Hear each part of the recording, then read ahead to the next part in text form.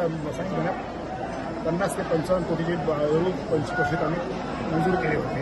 कामं झाली होती. उद्घाटन कार्यक्रम करतात हल्ल्यासाहेबचे आम्ही करू.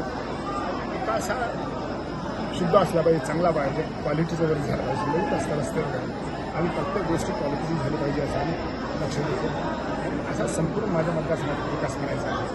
आत्ता मी सांगितलं की 160 कोटीचं लिफ्टिकेशन मंजूर झालं आहे. आता फक्त 2 दिवसात अजितदादा आणि फडणवीस साहेबांना भेटू. त्याची वर्कआउट झाली की ते शिक्षणाच्या क्षेत्राला मोठे सांगितलं सगळं कोटीचे मंजूर केले तर ह्या वेळेस काय होणार नाही.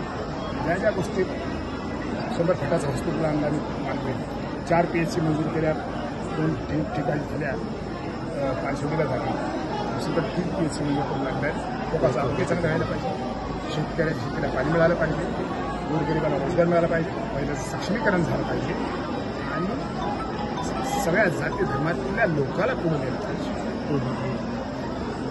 आपला भाग मतदारसंघात दुष्काळी म्हणून ओळखला जातो. यावर्षी देखील जसं पाहिजे तसं पाऊस पडला नाही. पाऊस पडला त्याची नोंद झाली नाही.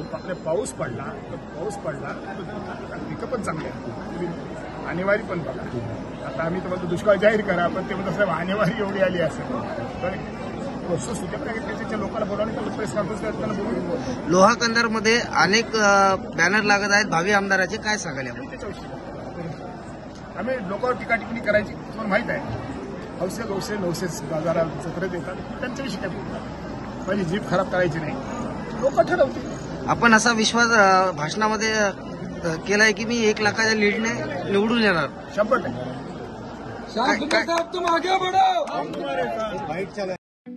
ठळक घडामोडींसाठी देशोन्नती न्यूज चॅनलला सबस्क्राईब करा आणि बेल आयकॉन प्रेस करा. मुंबई, पुणे, नागपूर, मराठवाडा असो का विदर्भ, राजकीय, सामाजिक, शैक्षणिक क्षेत्र असो का क्रीडा, सर्वच घडामोडीचे विश्लेषण पाहायला विसरू नका. फक्त देशोन्नती न्यूजवर.